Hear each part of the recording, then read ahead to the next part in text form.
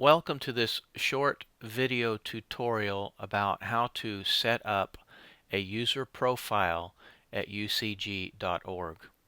I have started out being in my web browser on the ucg.org website. You can see that that is in the address field, www.ucg.org. So you'll need to be at that website to begin the process of creating a user account. Now what you'll need to do once you're there is go to the upper right hand corner of that page in the browser window and you will see sign in, sign up. This is where you will sign up for your account. So we don't have a username yet, so we don't go here. We go here to sign up and we start filling in the required information.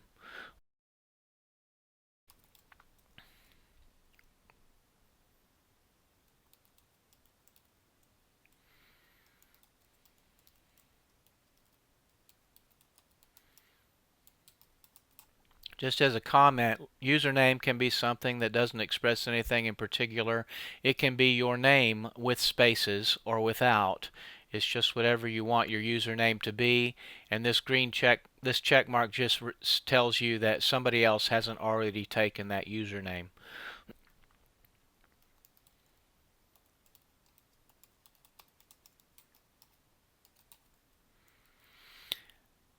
The password requires at least 6 characters.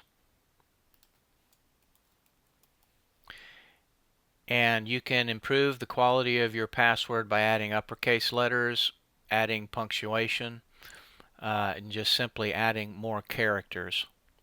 There are terms and conditions.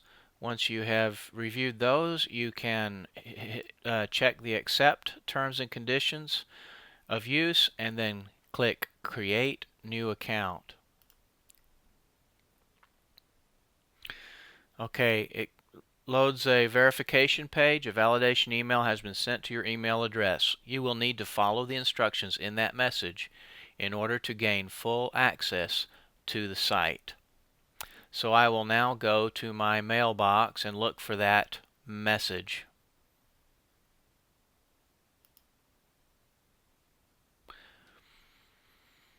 Okay, now there's the message. It's entered my inbox. I click it to look at it, and then it tells me that I need to go to this web link. So I will now click that link.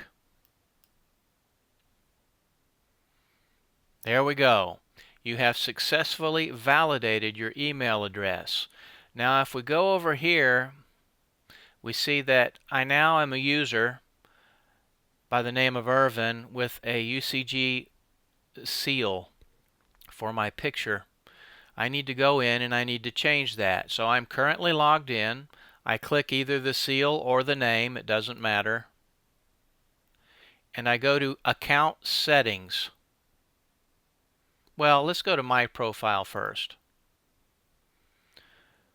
As you can see, there's a name, not the username, but that last name given. No photo provided, so there's no real information. So let's go change that. I could be up here and I could go to Account Settings, or since I'm in my user profile, it's also got Account Settings right here. So now I'm going to add to my profile.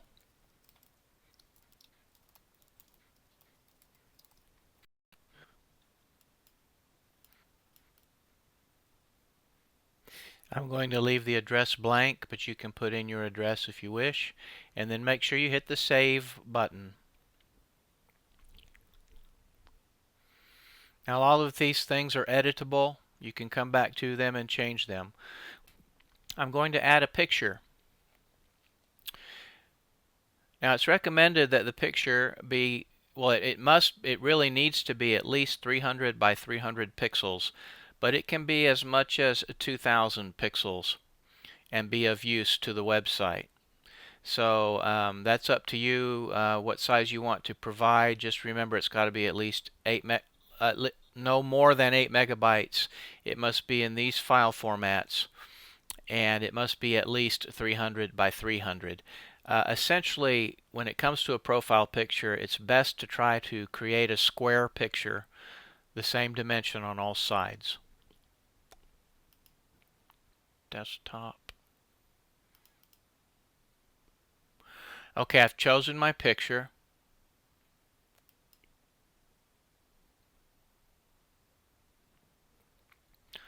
And there it is.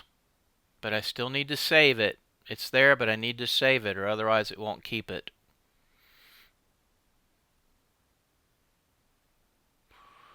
Okay, changes have been saved.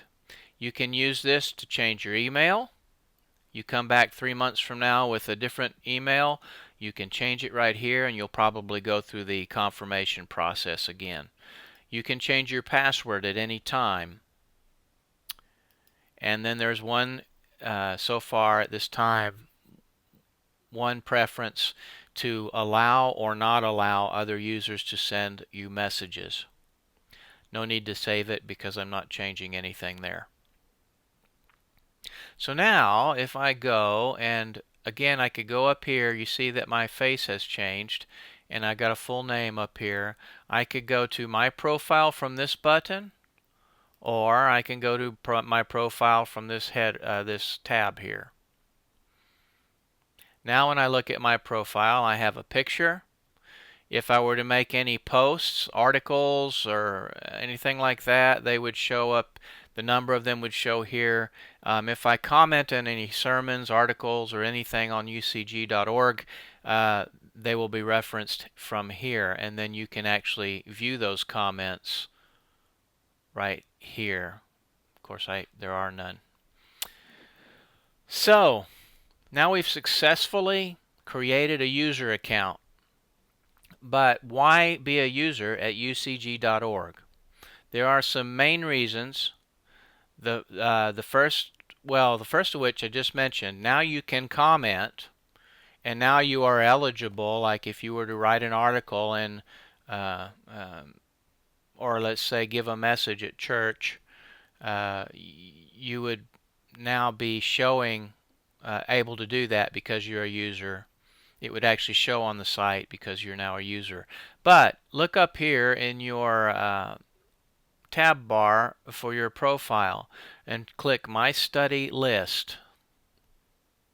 You can see that My Study List is empty. But let's go now to United Church of God. And now let's go to Beyond Today.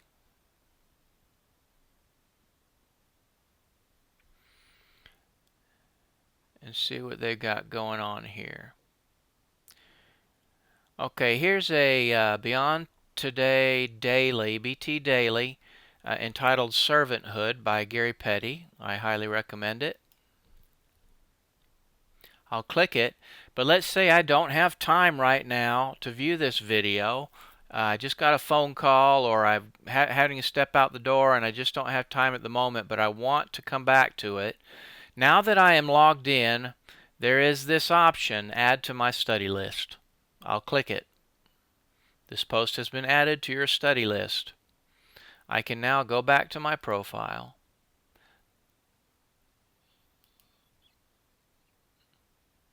Click My Study List. And there is Servanthood, the one I want to view later. So I can come back 3 months from now and I can view that. If there are articles, if there are booklets, if there are messages, I think booklets, I'm not sure about that, a number of the things you can put in your study list. And then when you're done, you can simply keep your study list trim and neat by removing what you have already viewed or listened to. And then one other thing is, if you attend a congregation in the United Church of God, it's extremely important that you create a user account at ucg.org, and I'll show you why. I'm going to now try to join a local congregation.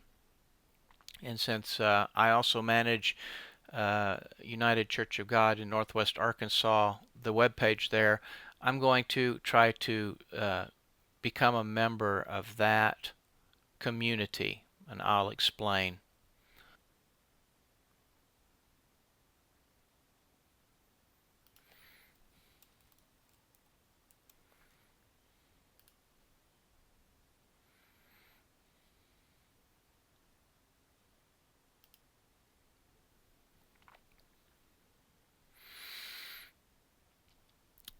The local congregation sites are being uh, moved to the new ucg.org, and Northwest Arkansas has gone through that process.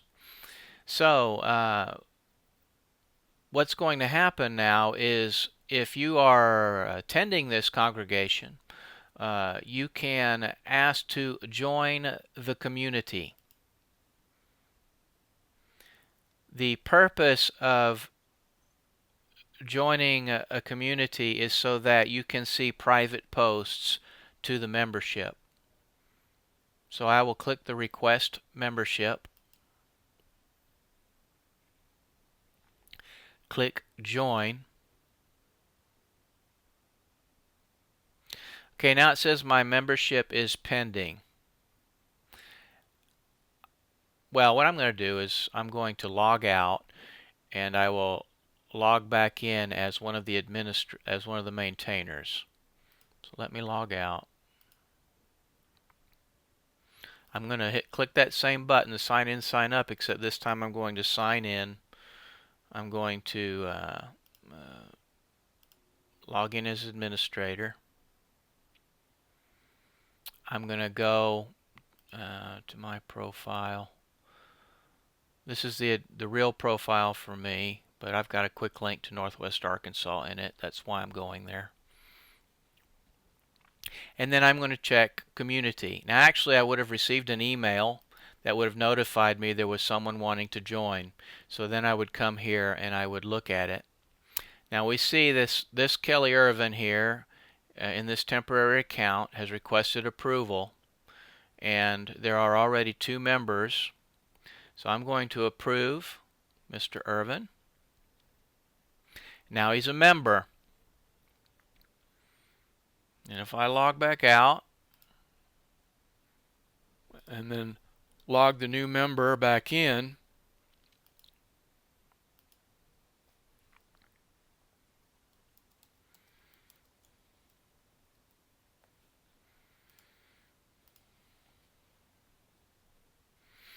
I'm now the temporary user again. I'm going to go to Northwest Arkansas. I'm going to go back to the community page. Now I can see all the members. Okay, and if I ever move away or whatever, all I got to do is just click Leave Congregation. But real quickly, I'm going to show you just an example that already exists on this site. If you had just been visiting, either you were a user but not a member of our local community, or not logged in, you would see this post right here, and you would see this post. These were public, but you would not see this post. But now that I am a community member and I am logged in, I can see this special post, which is only to the congregation. And that's where that can be helpful. This is also true on the sermons. On the sermon pages, you will not just see public sermons, but you will also see private messages. So that is a significant advantage if you have a user profile at ucg.org. Well, that does it for the demonstration. I hope this was helpful if you've been wondering how to get logged in and become a user at ucg.org. And thank you for viewing.